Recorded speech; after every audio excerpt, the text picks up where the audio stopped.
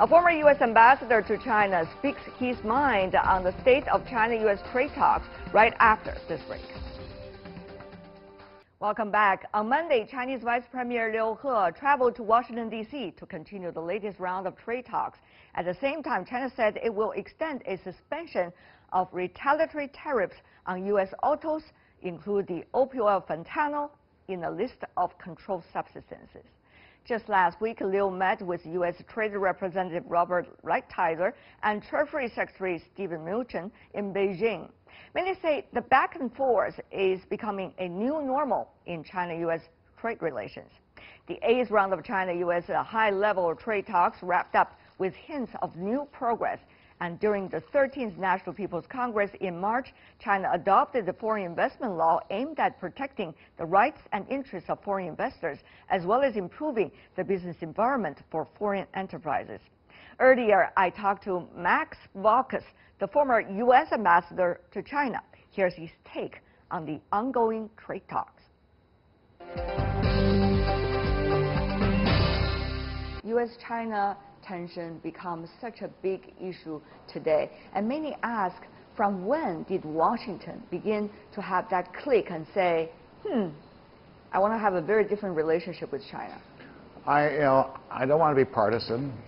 I pride myself, frankly, in working with people. I think it's very important to be open and constructive and so forth.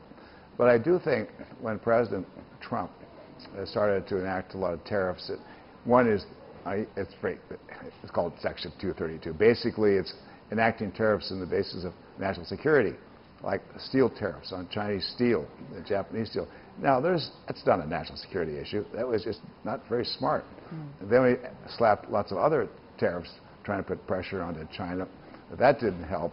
And although I do credit him for addressing the issue that a lot of American businessmen have. So, to sum up, I think it started to change with this new president.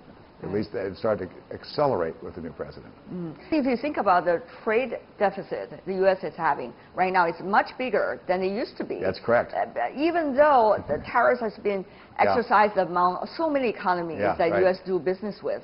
So it only demonstrates that the theory was wrong. It's basically wrong. There's no question. There's no question about that. But still, Americans would like to see China, stick to its words and open up. A big test, frankly, is this new investment law. And Chinese believe, the Chinese government as well believe, reform and opening up is the state policy. That's right. That has been said very clearly this time at the two sessions, NPC and CPPCC. Exactly. You know this very well. And also, this foreign investment law updated the first time 40 years. Exactly. But of course, the detailed rules will come out later. You heard the Chinese Premier Li Keqiang talk about the rest of the year is likely to develop some of the detailed plans. Yes, he mentioned that today, and I listened very closely, as did everybody else in the audience. And I was struck with this time, maybe under the foreign investment law, that there will be more foreign investment in China a little more quickly. It may.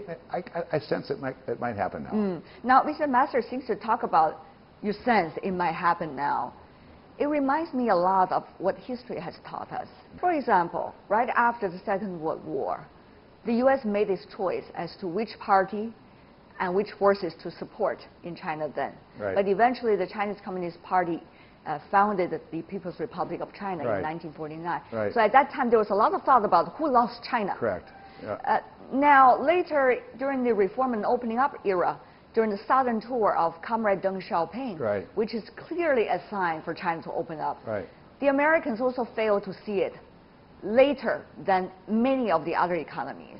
So many wonder whether the U.S. businesses are also going to be smart enough this time, or are they going to be late compared, for example, to their European counterparts? Well, it's up to them. And if they're smart and if they're aggressive, they're going to do a good job. 80% of life is showing up. And it's 80% of what businessmen do in China is being here. You got to get around. And China's, it's many provinces, many municipalities. You travel already to 31 provinces, municipalities, and different autonomous regions. So you know it. Well, it's businessmen have to sell locally. different cultures, different tastes, different preferences, China, different parts of China. It's very important. Talking about history, I also remember dearly my trip with you to Sichuan province. Yeah. To witness those fallen heroes. Yeah. The Flying Tigers, Right. for example, American pilots Right. who worked for the Chinese people during the Second World War, fight against the war of aggression from the Japanese. And you were very moved on the site. You told me a lot of stories and people you know. Mr. Ambassador, I really wondered, are we really well informed about our history when we are making our decisions? You know, you ask a very good question. I was so touched there with the Flying Tigers. But I also realized, boy, a lot of people really don't know about this.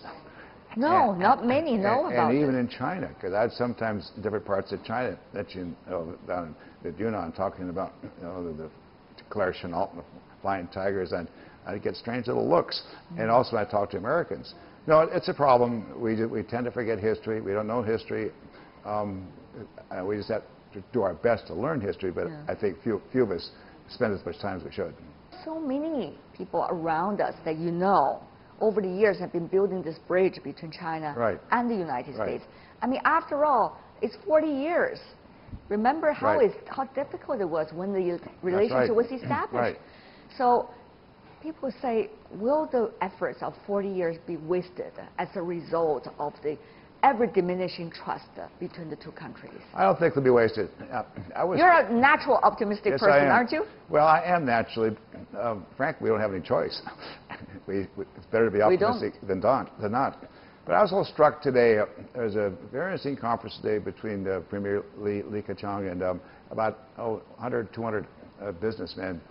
And I was just struck with the observation that often the connections and the ties and the binds between our countries are really business to business. And politics sometimes gets in the way. The headlines sometimes get in the way. The more American businesses, Chinese businessmen too, start to talk to each other and try to work something out, that's going to help a lot. Business can help create the ties. Max Baucus, a former U.S. ambassador to China, talking about trying to build trust and consensus once again between China and the United States. You're watching World Insight with me, Tian Wei. Still to come on our program.